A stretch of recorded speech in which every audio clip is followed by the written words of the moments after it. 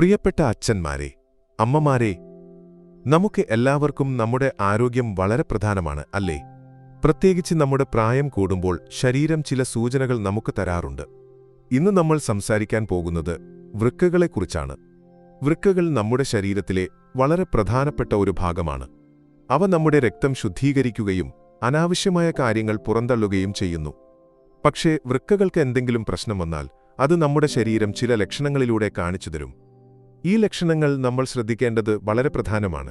കാരണം വൃക്കകളുടെ പ്രശ്നങ്ങൾ പലപ്പോഴും തുടക്കത്തിൽ വലിയ ബുദ്ധിമുട്ട് തോന്നിക്കില്ല, പക്ഷേ പിന്നീട് ഗുരുതരമാകാം. നമുക്കൊരുമിച്ച് ഈ ലക്ഷണങ്ങൾ എന്തൊക്കെയാണെന്ന് ലളിതമായി നോക്കാം. അതുപോലെ നമ്മൾ എന്താണ് ചെയ്യേണ്ടതെന്നും പറയാം.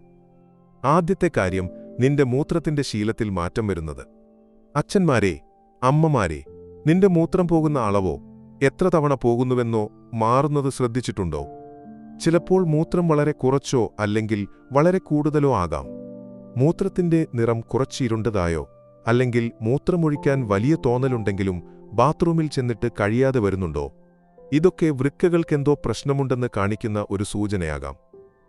രണ്ടാമത്തേത്, മൂത്രമൊഴിക്കുമ്പോൾ വേദനയോ ബുദ്ധിമുട്ടോ തോന്നുന്നു. ചിലപ്പോൾ മൂത്രമൊഴിക്കാൻ ശ്രമിക്കുമ്പോൾ വല്ലാതെ അമർത്തുന്ന പോലെയോ വേദനിക്കുന്ന പോലെയോ തോന്നാം. ഇത് ഒരു ചെറിയ മൂത്രനാളി അണുബാധ കൊണ്ടാകാം. ഇത് എളുപ്പത്തിൽ ചികിത്സിക്കാവുന്നതാണ്, പക്ഷേ ഇത് വൃക്കകളിലേക്ക് പടർന്നാൽ പനിയോ കഴുത്തിൽ വേദനയോ വരാം. മൂന്നാമത്തേത്, മൂത്രത്തിൽ രക്തം കാണുന്നത്. ഇത് വളരെ പ്രധാനപ്പെട്ട ഒരു ലക്ഷണമാണ്. മൂത്രത്തിന്റെ നിറം ചുവപ്പോ അല്ലെങ്കിൽ രക്തം കലർന്നതോ ആണെങ്കിൽ ഒരു നിമിഷം പോലും പാഴാക്കാതെ ഡോക്ടറെ കാണണം. ഇത് വൃക്കകളുടെ പ്രശ്നം മൂലമോ ചിലപ്പോൾ മറ്റ് ഗുരുതരമായ കാരണങ്ങൾ കൊണ്ടോ ആകാം. നാലാമത്തേത്, മൂത്രത്തിൽ നുര. നിന്റെ മൂത്രം നുര പോലെ തോന്നുന്നുണ്ടോ? ഇത് വൃക്കകൾ ശരിയായി പ്രവർത്തിക്കാത്തതിന്റെ ഒരു ലക്ഷണമാകാം. അഞ്ചാമത്തേത്, കാലുകളിലോ മുഖത്തോ വീക്കം.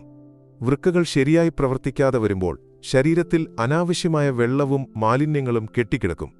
ഇതുകൊണ്ട് കാലുകൾ വീങ്ങുകയോ മുഖം വീർത്തതായി തോന്നുകയോ കൈകൾ കുറച്ച് മുറുക്കമുള്ളതായി തോന്നുകയോ ചെയ്യാം. ആറാമത്തേത്, വല്ലാതെ ക്ഷീണം തോന്നൽ. നിനക്കെപ്പോഴും ഒരു ഊർജ്ജക്കുറവ് തോന്നുന്നുണ്ടോ? വൃക്കകൾ ശരിയായി പ്രവർത്തിക്കുമ്പോൾ അവ ഒരു പ്രത്യേക ഹോർമോൺ ഉണ്ടാക്കുന്നു. അത് നിന്റെ രക്തത്തിൽ ഓക്സിജൻ എത്തിക്കാൻ സഹായിക്കുന്നു. വൃക്കകൾക്ക് പ്രശ്നം വന്നാൽ ഈ ഹോർമോൺ കുറയും, അതുകൊണ്ട് ശരീരം വല്ലാതെ ക്ഷീണിക്കും. ഏഴാമത്തേത്, തലകറക്കമോ ശ്രദ്ധ കേന്ദ്രീകരിക്കാൻ ബുദ്ധിമുട്ടോ. വൃക്കകൾ ശരിയായി പ്രവർത്തിക്കാതെ വരുമ്പോൾ മസ്തിഷ്കത്തിനാവശ്യമായ ഓക്സിജൻ കുറയും. ഇതുകൊണ്ട് തലകറങ്ങുന്നതായോ കാര്യങ്ങൾ ശ്രദ്ധിക്കാൻ ബുദ്ധിമുട്ടായോ തോന്നാം. എട്ടാമത്തേത്, എപ്പോഴും തണുപ്പ് തോന്നൽ. വൃക്കകളുടെ പ്രശ്നം കൊണ്ട് ശരീരത്തിന് ഓക്സിജൻ കുറയുമ്പോൾ ചുറ്റും ചൂടുള്ളപ്പോൾ പോലും തണുപ്പ് തോന്നാം. ചിലപ്പോൾ വൃക്കകളിൽ അണുബാധയുണ്ടെങ്കിൽ പനിയും വിറയലും വരാം. ഒൻപതാമത്തേത്, ചർമ്മത്തിൽ ചൊറിച്ചിലോ തടിപ്പോ. വൃക്കകൾ ശരിയായി മാലിന്യങ്ങൾ നീക്കം ചെയ്യാതെ വരുമ്പോൾ ചർമ്മത്തിൽ വല്ലാതെ ചൊറിച്ചിലോ ചുവന്ന തടിപ്പുകളോ വരാം. പത്താമത്തേത്, വായിലൊരു വല്ലാത്ത മണം.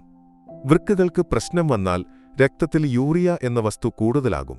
ഇത് വായിൽ ഒരു മോശം മണമുണ്ടാക്കാം, ചിലപ്പോൾ മൂത്രത്തിന്റെ മണം പോലെ തോന്നാം. 11ാമത്തേത്, ഓക്കാനം, ഛർദി. വൃക്കകൾ ശരിയായി മാലിന്യങ്ങൾ നീക്കം ചെയ്യാതെ വരുമ്പോൾ ശരീരം അത് പുറന്തള്ളാൻ ശ്രമിക്കും. ഇതുകൊണ്ട് എപ്പോഴും ഓക്കാനം തോന്നുകയോ ഛർദിക്കുകയോ ചെയ്യാം. 12ാമത്തേത്, ശ്വാസം മുട്ടൽ. വൃക്കകളുടെ പ്രശ്നം ഗുരുതരമാകുമ്പോൾ ശ്വാസകോശത്തിൽ വെള്ളം കെട്ടിനിൽക്കാം. ഇത് ശ്വാസമെടുക്കാൻ ബുദ്ധിമുട്ടുണ്ടാക്കും. അച്ഛന്മാരെ, അമ്മമാരെ, ഈ ലക്ഷണങ്ങളെല്ലാം വൃക്കകളുടെ പ്രശ്നം കൊണ്ട് മാത്രമല്ല വരുന്നത്. ചിലപ്പോൾ മറ്റ് ചെറിയ അസുഖങ്ങൾ കൊണ്ടും ഇങ്ങനെ തോന്നാം. പക്ഷേ ഈ ലക്ഷണങ്ങൾ നിനക്ക് തോന്നുന്നുണ്ടെങ്കിൽ ഒരു ഡോക്ടറെ കാണുന്നത് നല്ലതാണ്. നേരത്തെ കണ്ടുപിടിച്ചാൽ വൃക്കകളുടെ പ്രശ്നങ്ങൾ എളുപ്പത്തിൽ ചികിത്സിക്കാം. നിന്റെ ആരോഗ്യം നിന്റെ കയ്യിലാണ്. ധാരാളം വെള്ളം കുടിക്കുക, ആരോഗ്യകരമായ ഭക്ഷണം കഴിക്കുക, എപ്പോഴും ഒരു ചെറിയ നടത്തം പോലും ശീലമാക്കുക. ഇതൊക്കെ വൃക്കകളെ ആരോഗ്യമായി നിലനിർത്താൻ സഹായിക്കും. ഒരു പ്രധാന കാര്യം, ഈ വീഡിയോ വിദ്യാഭ്യാസ ആവശ്യങ്ങൾക്ക് മാത്രമാണ്. നിന്റെ ശരീരത്തിൽ എന്തെങ്കിലും ബുദ്ധിമുട്ട് തോന്നുന്നുണ്ടെങ്കിൽ ഒരു യോഗ്യനായ ഡോക്ടറെ കണ്ട് ഉപദേശം തേടണം. നിന്റെ ആരോഗ്യം എപ്പോഴും നോക്കണേ, കാരണം നിന്റെ നന്മ നിന്റെ കുടുംബത്തിനും സന്തോഷം നൽകും. നന്ദി, സ്നേഹത്തോടെ.